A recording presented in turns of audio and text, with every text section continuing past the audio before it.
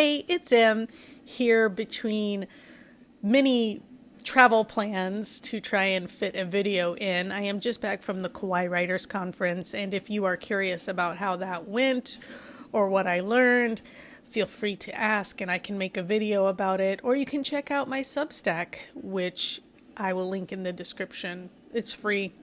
Go read.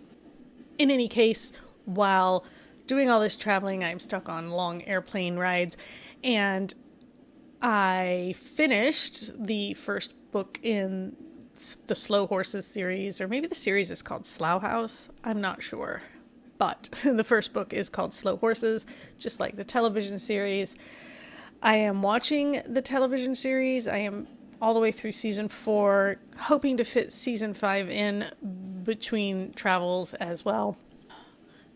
But anyway, I talked a little bit about this in my last video, but here's the full rendition if you didn't watch that.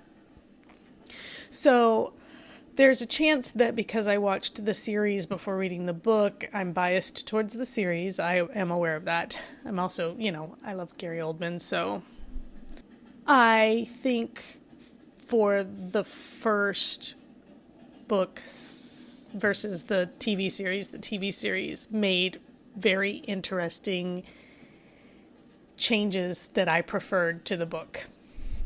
If you're not familiar, and okay, so when I first heard there was a show called Slow Horses, I thought it was a Western. Horses. I don't know. I'm dumb. Anyway, it took my husband going, "You should watch this." And I was like, "I don't like Westerns." And he's like, "It's not a Western?"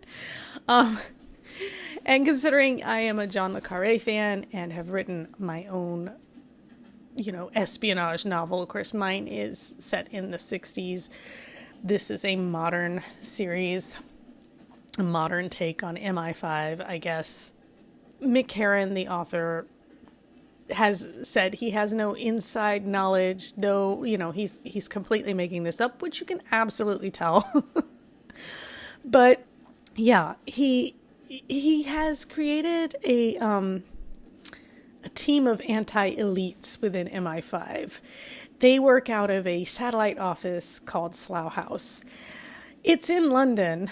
It's called Slough House because it might as well be in Slough. Gary Oldman plays Jackson Lamb. He is the reluctant leader of this motley crew. It is all very, wannabe James Bond, wannabe Mission Impossible-esque to a degree. The show depends mostly on the characters and character interactions than plot. Because the plots are a little, I don't know.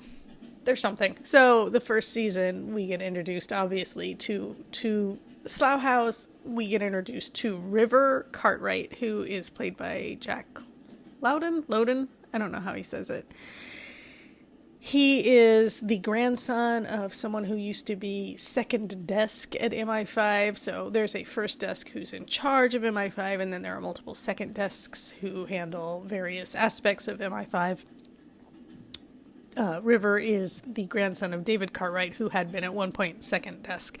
And Jackson Lamb had worked for David Cartwright. David is played by Jonathan Pryce, doing, as always, an excellent job. But we don't see a lot of him. River visits his grandfather periodically. He bounces, information off of him, as you would if you had somebody in the know who was retired, pseudo-mentor type character. The first season is, it's about an MI5 op gone wrong, which, to be fair, most of these seasons are about MI5 covering its ass. London rules, they call it. Moscow rules, watch your back. London rules, cover your ass. So a Muslim teen gets kidnapped by a white supremacy group, and it's really actually a false flag op designed to make MI5 look good and bring down some of these far-right groups. In the book, you get multiple points of view, you're kind of jumping around. There's several characters. I mean, River is central. Jackson Lamb, as, the person in charge, is pretty central. Diana Taverner is the second desk who set up this op at Regent's Park, or the park as they call it, which is the main office. And so she and Jackson Lamb have some key, interactions, because eventually she tries to hang everything on Slough House when things go sideways. But of course, it turns out Slough House has blackmail material. Again, plot-wise, it's not that deep. It tries to be, but it's really more about how the different characters, they're dealing with their backgrounds, they're dealing with their failures. They're all in Slough House because they screwed up monumentally. And so, there's an element of wanting to prove yourself, wanting to get back on the good side, back to the park, although no one at Slough House has ever managed to return to the park. But Slough House has become basically, like Mission Impossible, like this little team of, like I said, anti-elites. They're screw-ups, but at the same time, they're actually kind of doing a good job, because Jackson Lamb, as an old school spy from the Cold War era, is, really talented, and he knows more than a lot of people these days who haven't had to do what he had to do. So, it's about the slow horses. They're called the slow horses because it's kind of a slur on Slough House. It's about the slow horses trying to save this teen, and also, not get the blame some more again, I guess. It is what it is. The thing is, like, the television series made some key changes to the plot. It shed a couple of unnecessary characters that in the book we see mentioned but never actually really interact with.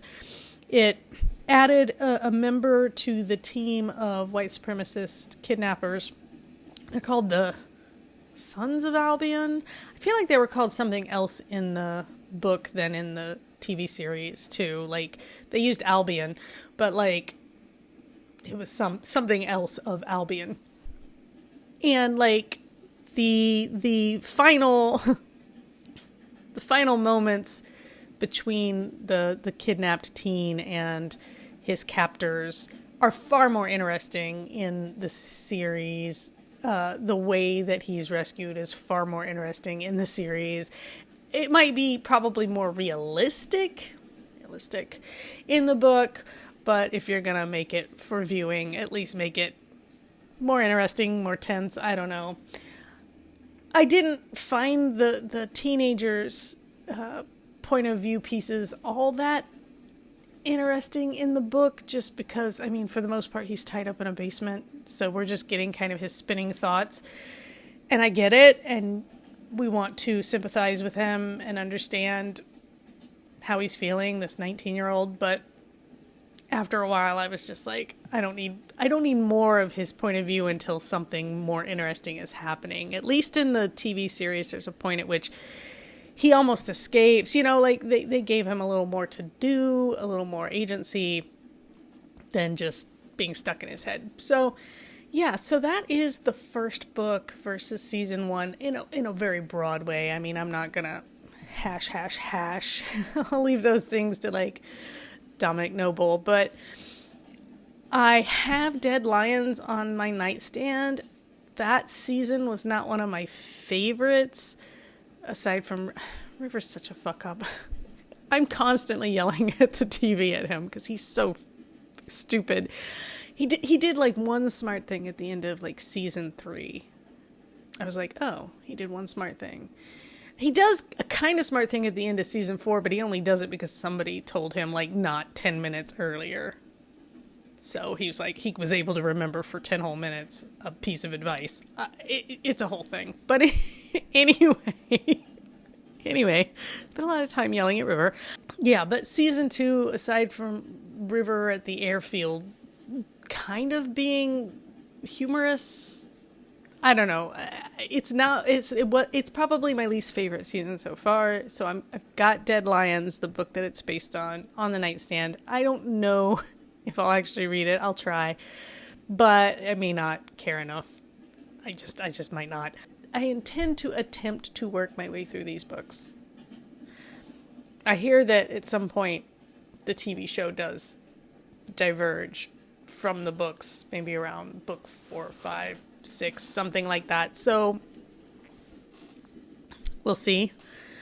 I am currently almost, well, I don't say almost done. I'm about almost 70% through Heaven Official's Blessing, Volume 5. So that will be the next book I finish. And then I've got, I've got more long plane rides coming up. So hopefully I will make it through some more books.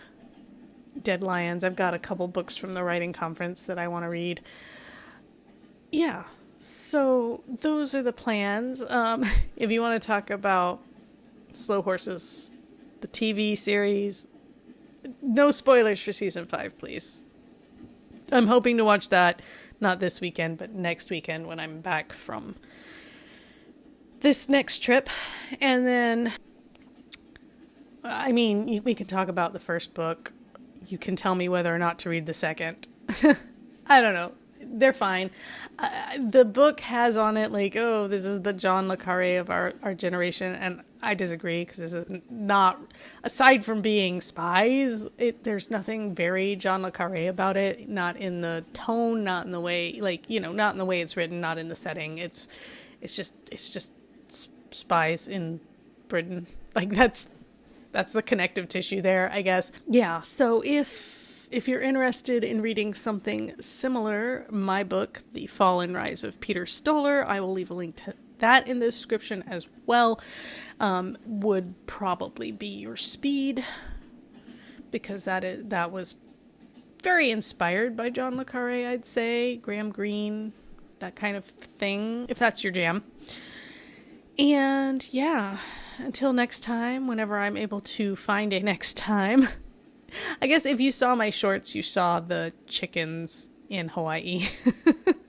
They were on my lanai every morning. It was awesome. I loved them. I was luckily waking up early enough that the roosters were not bothering me when they started crowing. I'm sure for some people that's annoying, but it didn't bother me at all.